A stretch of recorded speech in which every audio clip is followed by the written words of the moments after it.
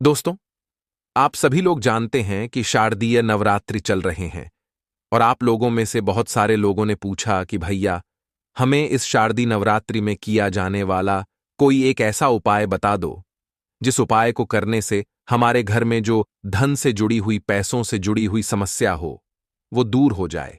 मतलब अगर हमारे घर में पैसा नहीं आ रहा है, तो भाई पैसा आना शुरू हो जाए। अगर हमारे घर में किसी के पास पैसा नहीं है, तो उसके पास पैसा रुकना चालू हो जाए। और अगर हमारा पैसा किसी ने खा लिया है, मतलब कि आपने किसी को पैसा उधार दिया और वह उधार दिया हुआ पैसा आपको अभी तक वापस नहीं मिला है, फोन कर करके परेशान हो, तो मित्रों, आपको ये उपाय करना है मित्रों। बस आप लोग 11 आम की कोमल डंडी को तोड़कर, जमाकर, कच्चे सूज से बांधकर तैयार करके रख सकते हो। इसमें कोई दिक्कत वाली बात नहीं। इसमें ऐसा नहीं कि भी आपको 11 आम की डंडी तोड़ना है, फिर उसे मंदिर में जाकर बांधना है। नहीं, ये आप घर पे ही तैयार कर लेना, क्योंकि इसमें थोड़ा टाइम जाता है, तो आप घर पे ही तैयार करके लेकर चले जाना। ठीक है? बस जो शहद है, उसकी एक अलग से थोड़ी सी डिब्बी या कटोरी में रखकर लेकर जाना। ये हमें वहीं पर इसका पूरा कार्य करना है। ठीक है? तो करना क्या है?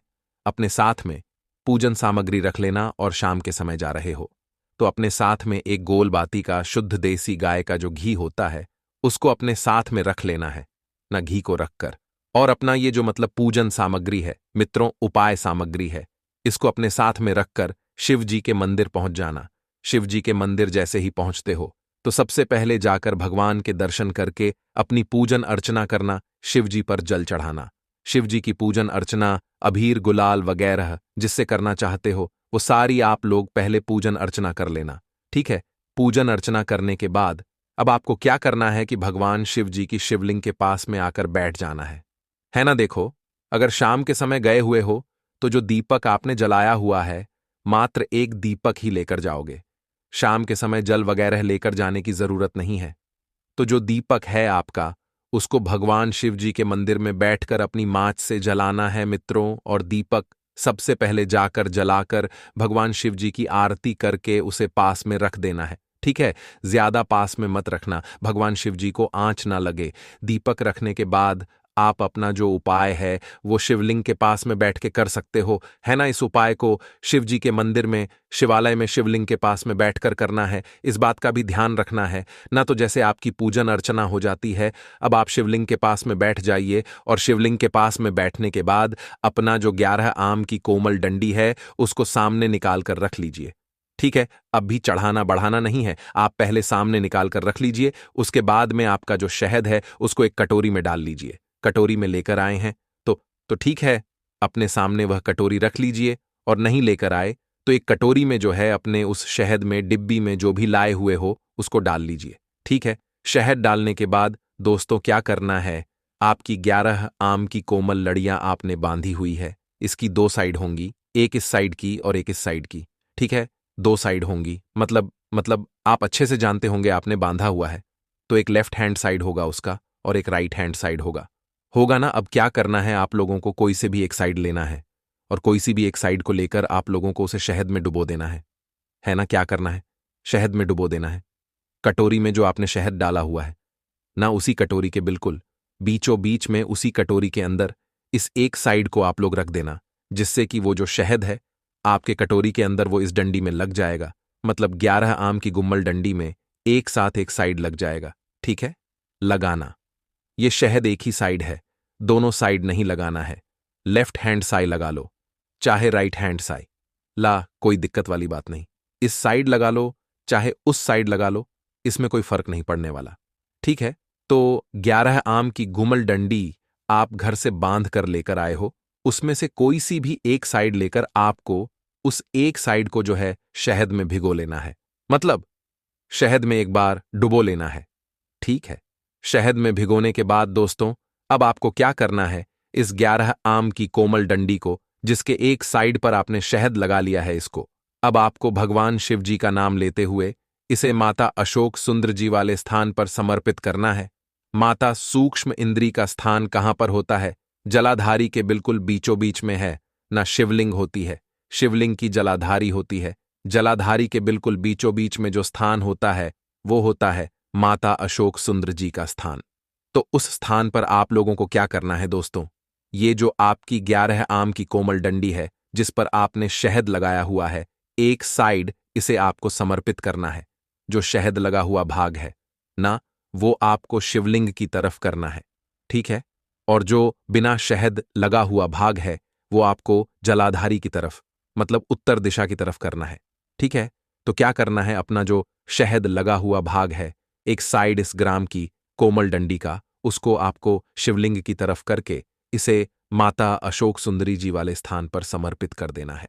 माता अशोक सुंदरी जी वाले स्थान पर समर्पित करने के बाद भगवान से एक बार प्रार्थना करना, भगवान शिव जी से, माता रानी जी से, कि आपके घर में जो भी धन से जुड़ी हुई, पैसों से जुड़ी हुई समस्या आ रही है, उसको वो दूर कर दें और आपके घर में हमेशा पैसों की बरकत बनी रहे।